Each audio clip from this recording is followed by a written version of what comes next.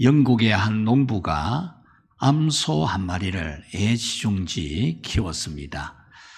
사랑을 주면서 마음을 주면서 잘 키워서 이 암소가 첫 번째로 새끼를 낳게 되어집니다. 그래서 이 농부는 이 암소가 새끼를 잘 낳을 수 있도록 기도를 하는데 초산인 관계로 이 암소가 새끼를 낳기가 너무 힘이 듭니다. 그래서 괴성을 지르기를 여러 시간을 하다가 이 암소가 그만 새끼를 낳지 못하고 지쳐서 쓰러졌습니다. 그래서 이 농부는 축사 앞에 무릎을 꿇고 하나님 아버지, 내 암소를 힘을 주십시오. 내 암소를 지켜주십시오.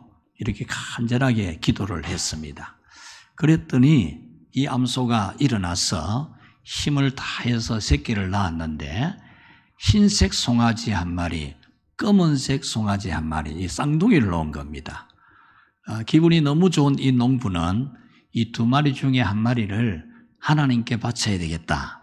그렇게 다짐을 하고 아내에게도 그렇게 말을 했습니다.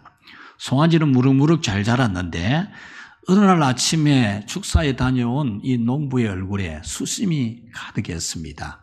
아내가 무슨 영물인지 물으니까 흰 송아지가 어젯밤에 어미소에 깔려서 죽었다라는 겁니다. 그러면서 하는 말이 흰 송아지는 하나님께 바치려고 했었는데 이러는 거죠. 그러니까 아내가 당신 한 번도 흰 송아지 바친다는 말은 안 했잖아. 송아지 한 마리는 하나님께 바친다 그랬지 흰 송아지 바친다는 말은 한 적이 없잖아. 이러니까 이 농부가 내가 속으로 그렇게 말했지 이렇게 대답을 하였습니다. 이 이야기를 읽으며 또 하나의 이야기가 생각이 납니다. 주일날 한 아이가 엄마로부터 동전 2개를 받습니다. 하나는 하나님께 드리는 거, 하나는 사탕을 사 먹도록 준 동전이었습니다. 동전 2개를 가지고 교회로 가던 이 아이가 그만 동전 하나를 떨어뜨리게 됩니다. 그런데 공교롭게도 이 동전 하나가 하수구로 들어가 버리는 거죠. 이 아이는 하나님께 헌금할 것은 하수구에 들어가 버렸다 이러면서 동전 하나로 사탕을 사 먹고 교회로 갔다는 이야기입니다. 이렇게 어려운 일이 생기게 되면 죽게 되는 것은 하나님의 것이 되는 사람들이 매우 많습니다. 흰 송아지가 죽고 헌금할 동전이 하수구에 들어가는 사람이 매우 많다라는 겁니다. 주일에 일이 생기면 죽는 것이 예배입니다. 또 생활이 어려워지면 죽는 것은 11조고 하나님께 드릴 헌물이 죽어버립니다. 바쁘고 힘들면 기도가 죽고 또 하나님 앞에 봉사할 시간을 죽여버리는 것이 예사로 되어지고 있습니다. 우리는 흰 송아지가 아니라 검은 송아지를 죽이고 헌금이 아니라 사탕값을 죽이는 그런 영적 지혜가 있는 사람이 되기를 주님의 이름으로 축복합니다. 왜냐하면 이런 사람에게 축복이 내리기 때문입니다. 이 시대를 어떤 시대라고 말하면 적합하겠습니까? 우리가 살아가는 이 시대, 우리가 직면하는 이 시대는 어떤 시대라고 하면 맞을까요?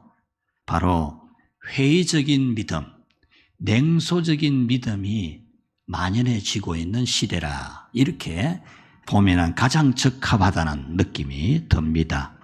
오늘 성경에도 하나님에 대해서 의심을 하고 신앙생활에 대해서 회의적인, 그래서 냉소적인 말을 하면서 그냥 교회는 오지만 예배는 드리지만 형식적으로 예배 드리고 형식적으로 하나님을 섬기는 그런 사람들이 있었다라는 것이 오늘 성경의 내용입니다.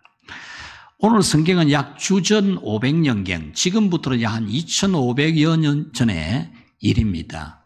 유다 나라 성도들도 냉소적으로 변했다라는 겁니다. 하나님에 대해서 볼멘 소리를 자꾸 해대는 겁니다. 안식일과 예배와 헌금을 형식적으로만 하는 그런 사람들이 유다 나라에 자꾸만 늘어갔다라는 겁니다.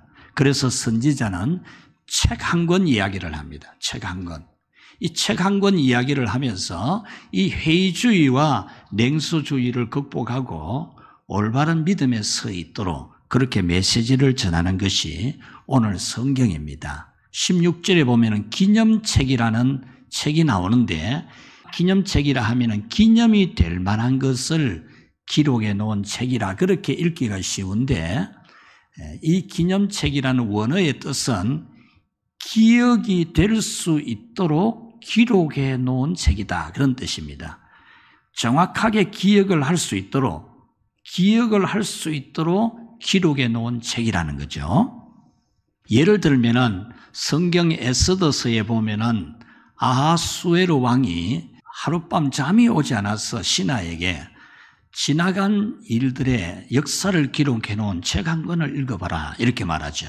그래서 신하가 그 책을 읽는데 왕위를 찬탈하기 위해서 이 꾀를 부리고 있는 이 모반을 이 모르드게가 알고 왕에게 미리 일러주어서 왕이 그 대적자들, 반란자들을 처단하고 왕위를 지키게 해 주었다는 내용이 기록이 되어 있는 겁니다.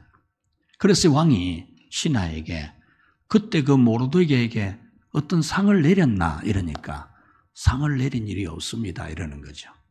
그래서 왕이 모르드게에게 큰 상을 내리라 하면서 이 모르드게의 민족, 유다 민족이 수상궁을 비롯해서 이 제국 안에 있는 그 넓은 땅에 있는 모든 유다인들이 다 죽게 되어 있었는데 그 기록되어진 그 기록 내용 때문에 다 살아나게 되는 그 기록이 바로 에스더서에 나오지 않습니까?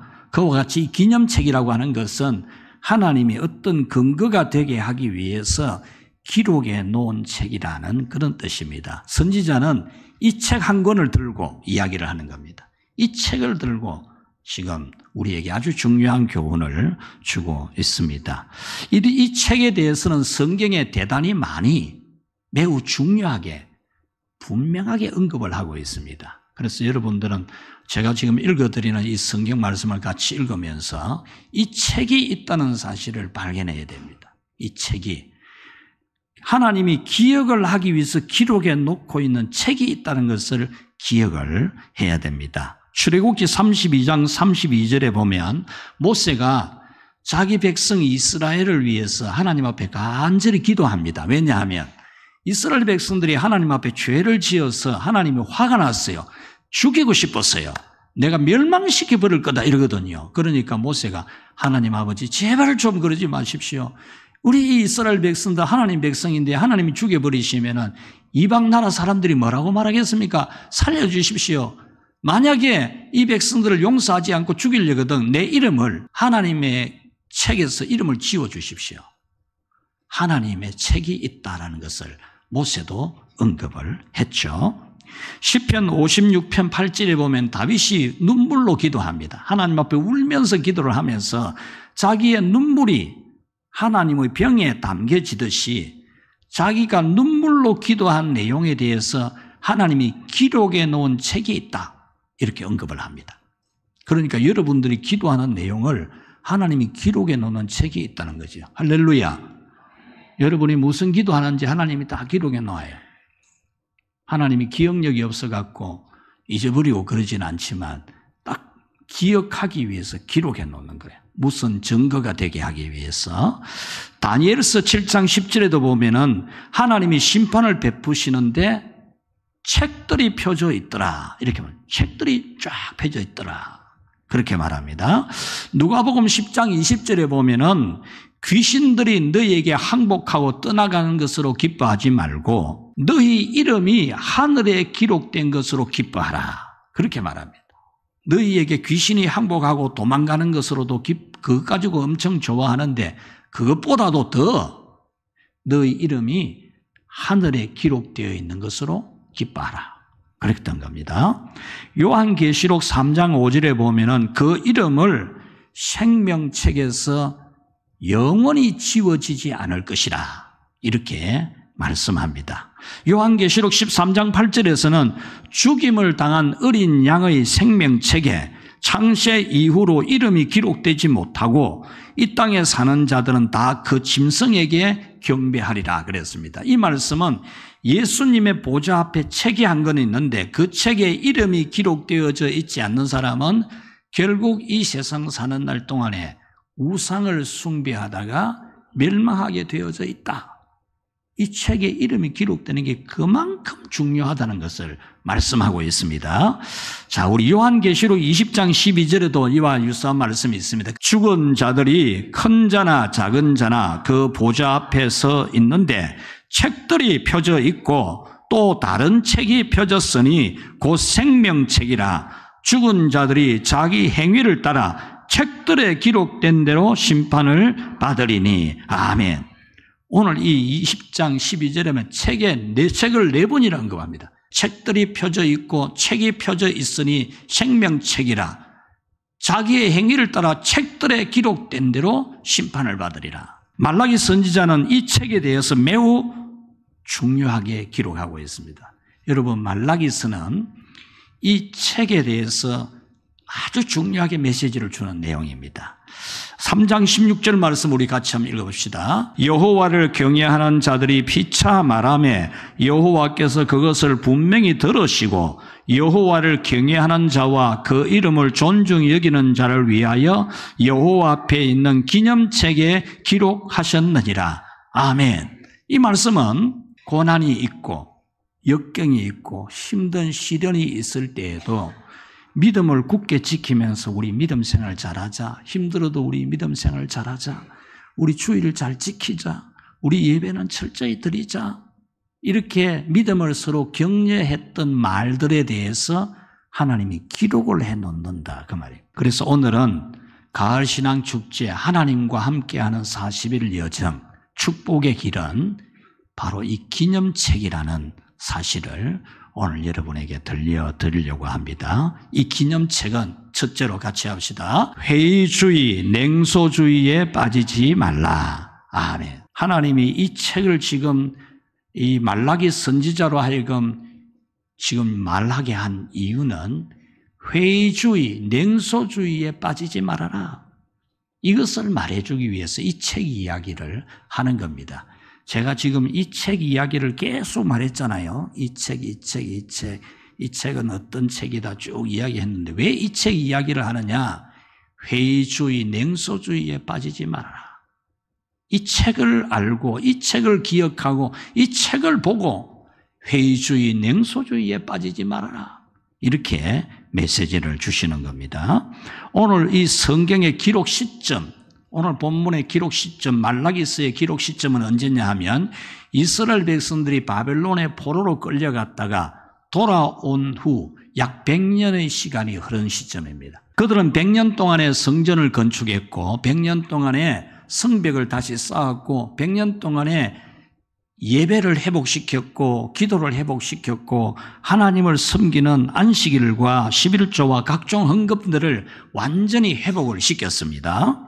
그런데 그것을 이끌어 주었던 느헤미야 선지자가 바사 제국 왕과 약속이 된 게 있거든요. 이 느헤미야 선지자가 자기 조국 예루살렘이 지금 황폐하게 되어 있다는 것을 듣고는 울면서 금식하고 얼굴이 수척해 있으니까 왕이 불러가지고 너 왜 그래? 네 얼굴이 왜 그러냐? 이러니까 내 조국 예루살렘이 이렇게 지금 황폐하게 되어 있으니 제가 이렇게 슬픕니다. 이렇게 하니까 그러면 갔다 오너라 이러지요. 다녀오너라 그래요. 그런데 언제까지 올래? 언제 올래? 이렇게 물은 거예요. 그래서 느헤미야 선지자 내가 언제까지 돌아오겠습니다. 왕에게 그렇게 약속을 하고 왔기 때문에 이 느헤미야 선지자가 그렇게 국가를 다시 이렇게 세우고 사회를 부흥시키고 교회를 일으키고 예배를 회복시키고 올바른 신앙을 회복시키는 이 영적 부흥운동을 일으키다가 바사 제국으로 돌아가게 된 겁니다. 그 이후부터 유다 나라 이스라엘 백성들의 믿음이 많이 변질이 되는 겁니다. 그렇게 뜨겁게 하나님을 사모하고 사랑하고 오직 전적으로 하나님을 신뢰하고 믿고 예배하고 섬기던 신앙이 자꾸만 변질이 되는 겁니다. 그래서 선지자들이 분명히 외칠 때에 하나님이 열방들이 놀랄 만큼 우리를 복 줄 거다 그랬는데 자기들 보기에는 그런 복을 받았다는 생각이 별로 안 드는 거예요. 그러니까 회의주의에 빠지는 겁니다. 그래서 냉소주의가 된 겁니다. 신앙생활을 매우 형식적으로 합니다. 안식일을 지켜도 막 그냥 안식일이니까 교회 가고 예배를 하니까 예배 드리고 모든 믿음 생활을 형식적으로 하면서 하나님을 불신하는 말을 매우 빈번하게 했습니다. 그 대표적인 것이 뭐냐? 말을 냉소적으로 하는 겁니다. 말라기서는 이 냉소적인 말을 1장, 2장, 3장 계속 언급을 합니다.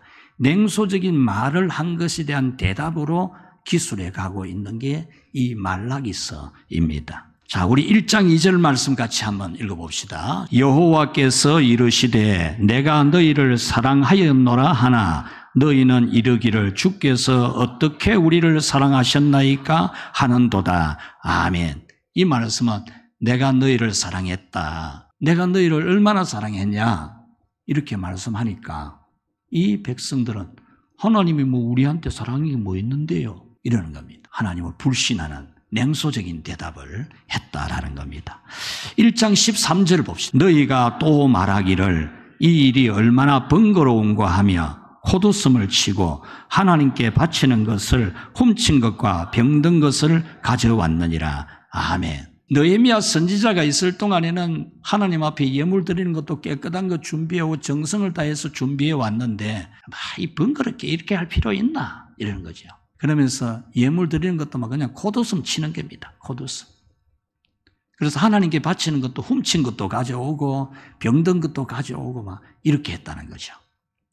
자, 1장 6절도 한번 봅시다. 아들은 그 아버지를 종은 그 주인을 공경하나니 내가 아버지일진데 나를 공경함이 어디 있느냐 하나 너희가 이르기를 우리가 어떻게 주의 이름을 멸시하였나이까 하는도다. 아멘. 하나님이 아들은 부모를 공경하고 종은 주인을 공경하는 법인데 내가 너희 아버지일진데 나를 공경해야 안 되나? 그런데 왜 공경 안 해? 이러니까 백성들이 하는 말은 우리가 어떻게 주의 이름을 멸시했습니까? 이 말은 공경 안 하고 공경 안 했다는 말은 안 하고 우리가 뭐 공경 안 하고 뭐 멸시했습니까? 하나님 멸시했습니까? 이렇게 말을 그렇게 했다라는 겁니다. 자, 2장 17절도 같이 한번 봅시다. 너희가 말로 여호와를 괴롭게 하고도 이르기를 우리가 어떻게 여호와를 괴롭혀 드렸나이까 하는도다. 아멘. 말로 하나님을 괴롭히는 겁니다. 냉소적인 말을 하고 회의적인 말을 하고 불신앙적인 말을 하면서 하나님을 괴롭혔다는 거죠. 여러분, 하나님 앞에 죄 중에 큰 죄가 말로 하나님을 대적하는 겁니다. 하나님이 계신다면 뭐 왜 그렇노? 하나님이 계신다면 왜 우리 기도 안 들어주노? 뭐 11조 하면 복 받는다는데 왜 안 받노? 이렇게 하나님에 대해서 억부를 지르는 그런 말이 여러분 얼마나 큰 죄인지를 이 말라기서는 우리에게 일러주고 있는 겁니다. 3장 8절 같이 한번 읽어봅시다. 너희는 나의 것을 도둑질하고도 말하기를 우리가 어떻게 주의 것을 도둑질하였나이까 하는도다. 이는 곧 11조와 봉헌물이라. 아멘. 하나님이 이 이스라엘 백성들이 11조를 안 하고 헌금 안 하고 그러니까 너희들이 나의 것을 도둑질 안 했나? 이러니까 그 백성들의 대답이 우리가 주의 것을 언제 도둑질했습니까? 우리가 무슨 도둑질 했습니까? 이렇게 반말을 하는 거예요. 반문을. 그래서 너희들이 11조와 봉헌물을 안 했으니까 하나님의 것을 안 했으니까 도둑질한 거지. 그 말씀입니다. 자, 그 다음 우리 13절 말씀 같이 한번 13절. 너희가 완악한 말로 나를 대적하고도 우리가 무슨 말로 주를 대역하였나이까? 하나님이 너희들이 말로 아주 말을 완악하게 정말 완악하게 이렇게 말하는 것을 보고 너희들이 왜 완악한 말로 나를 대적하느냐? 여러분, 완악한 말이 하나님을 대적하는 겁니다. 여러분, 살인죄가 큰 죄죠? 도둑질 큰 죄죠? 간음죄 큰 죄죠?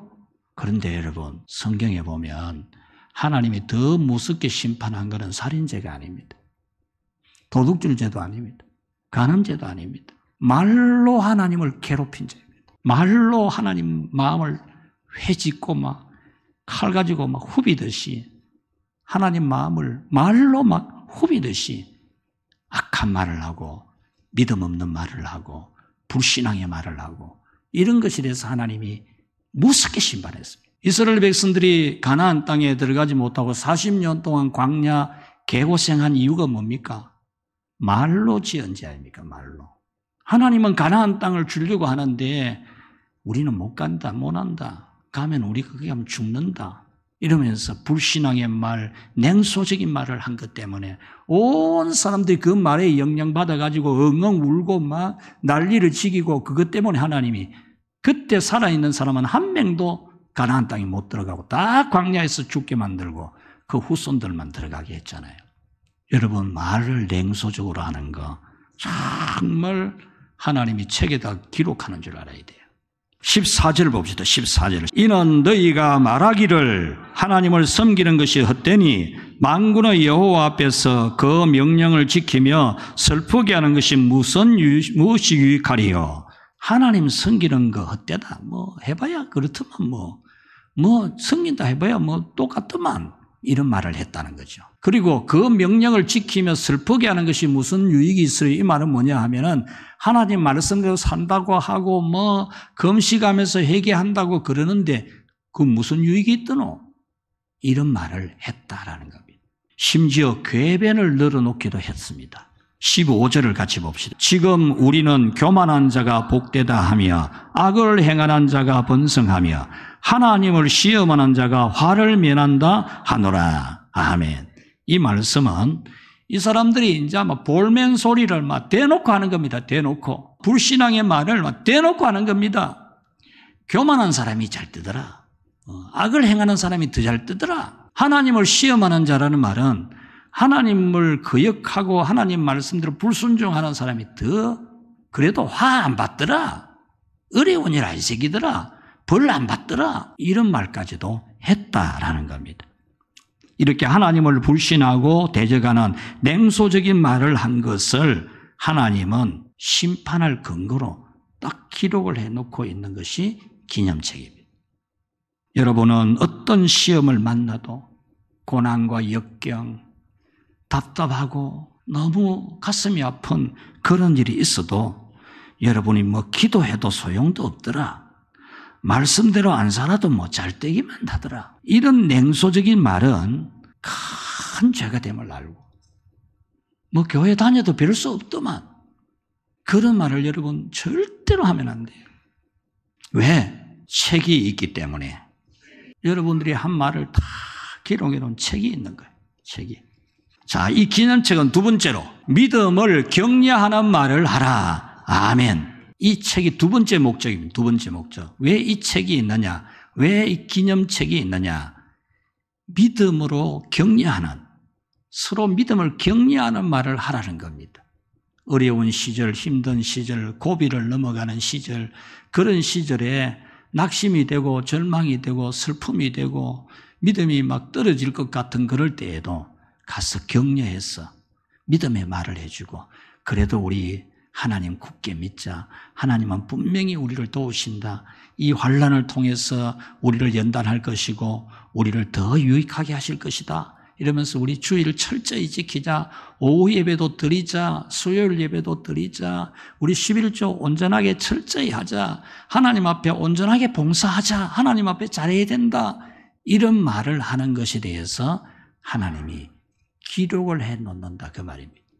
16절 그때의 여호와를 경외하는 자들은 피차에 말하며 여호와께서 그것을 분명히 들으시고 믿음을 서로 격려해주고 교회 가자 그래도 가야지 기도하자 그래도 기도해야지 기도로 이겨내야 되지 하는 이런 말을 하는 것에 대해서 하나님이 기록을 해놓는다는 거예요. 이 16절을 원문으로 직역을 하면 이렇습니다. 여호와를 경외하는 사람은 각 사람이 그의 동료에게 말했고 여호와는 그 말을 귀를 기울여서 들으셨다. 아멘. 아주 이 원문으로 읽어보면 더 이해가 확실히 되잖아요. 믿음의 사람들이 서로 격려하는 말을 하는 거예요. 그래, 슬프지, 힘들지, 섭섭하지, 그래도 힘내, 그래도 힘내, 그래도 기도하자. 하나님이 다 하신다. 하나님이 다 유익되게 하실 거야. 이렇게 말한 것에 대해서 하나님이 귀를 기울여 들었다 그 말입니다. 16절 말씀, 여호와를 경외하는 자와 그 이름을 존중히 여기는 자를 위하여 여호와 앞에 있는 기념책에 기록하셨느니라. 여러분, 히브리서 10장 25절 말씀, 모이기를 패하는 어떤 사람들의 습관과 같이 하지 말고 오직 권하여 그날이 가까움을 볼수록 더욱 그리하자. 여러분 잘 기억하죠? 모이는 거 하지 말자 이런 말 하지 말고 오직 권하여서 그날이 가까움을 볼수록 더욱 권해가지고 모일 수 있도록 자꾸 권면하는 말을 해라, 그런 말이잖아요. 이 말씀을 현대인의 성경의 번역이 아주 잘 되어 있어요. 현대인의 성경 번역 한번 같이 봅시다. 어떤 사람들의 습관과 같이 모이기를 중단하지 말고 서로 격려하여 주님이 오실 날이 가까울수록 더욱 모이는 일에 힘씁시다. 아멘. 현대어 성경이 번역이 잘 됐어요. 어떤 사람들의 습관과 같이 모이기를 중단하지 마라. 구역 예배 드리지 말자. 그러지 말라니까. 구역 예배, 수요일 예배, 기도하는 거, 하나님 일에 봉사하는 거, 안 하려고 하는 거, 그런 것 본받으면 안 돼요. 절대로 그런 것 본받으면 안 돼요. 게을러지면 안 돼요. 모이기를 힘써야 됩니다. 하나님은 이렇게 믿음을 격려하는 성도들을 특별히 아낀다라고 17절을 말씀합니다. 17절 우리 같이 읽읍시다. 만군의 여호와가 말하노라. 내가 정한 날에 그들을 나의 특별한 소유로 삼을 것이요 또 사람이 자기를 섬기는 이들을 아낌같이 내가 그들을 아끼리니. 아멘. 특별한 소유로 삼을 거다. 이 말은 아껴둔 보물, 숨겨둔 재산, 그런 뜻입니다. 하나님이 믿음의 말로 서로 격려하고 모이기를 힘쓰려고 애쓰고 서로 위로하면서 믿음을 지켜주는 그런 사람에 대해서 하나님이 특별한 소유물로 삼는다. 아껴준다. 그랬습니다. 사람이 자기를 섬기는 아들을 아낌같이 하나님은 자기 말씀에 순종하고 믿음으로 살려고 하는 사람을 아껴주신다는 거죠. 4장 2절을 같이 한번 봅시다. 4장 2절.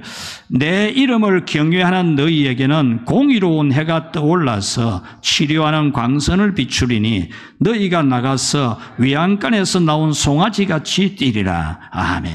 그 시대에 냉소주의로 회의주의로 믿음 생활을 형식적으로 하고 교회 오는 것도 형식적으로 오고 예배 드리는 것도 형식적으로 막 그냥 골 때우듯이 예배 드리고 하나님 앞에 드리는 것도 막 대충 막 되는 대로 드리고 이러는 것에 대해서 하나님은 그런 가운데서도 믿음 생활을 바르게 잘하려고 하는 그런 사람에 대해서 공의로운 해가 떠올라서 치료하는 광선을 바라리니 너희가 나가서 외양간에서 나온 송아지처럼 뛰리라. 외양간에 갇혀있던 송아지가 나와서 막 펄쩍펄쩍 뛰듯이 뛸 수 있도록 하나님이 건강 주시고 은혜 주신다는 말씀입니다. 그러므로 여러분은 믿음이 형식주의로 변질되는 냉소주의 시대에도 오직 하나님을 신뢰하고 서로 믿음의 말로 격려하는 여러분으로 살아가기를 축원합니다. 어려울 때 더욱 가까이 해줘서 믿음을 격려해 주는 말을 하십시오. 여러분 스스로도 자기 자신도 신앙생활을 형식적으로 하는 냉소주의에 빠지지 않도록 믿음을 견고히 하십시오. 어려울 때도 주의를 거룩하게 지키고 11조를 온전하게 드리고 모든 하나님 앞에 해야 될 일들을 철저히 하십시오. 철저히. 그래서 여러분의 이름과 여러분의 말과 행위가 하나님의 책에 상세하게 기록되어서 여러분이 복을 받는 근거가 되기를 축원합니다. 말씀을 맺겠습니다. 이 시대는 회의주의, 냉소주의가 만연한 시대입니다. 코로나 팬데믹은 교회와 성도들까지 회의주의, 냉소주의에 빠지게 했습니다. 제가 코로나가 터지고 나서 여러분 몇 번 언급을 해드린 것이 있지요. 이 코로나가 세계의 모든 지도를 바꿀 거다. 경제 지도도 바꿀 거고 권력 지도도 바꿀 거고 교회도 엄청나게 변하고 올 거다. 제가 그 말을 몇 번이나 일러줬죠.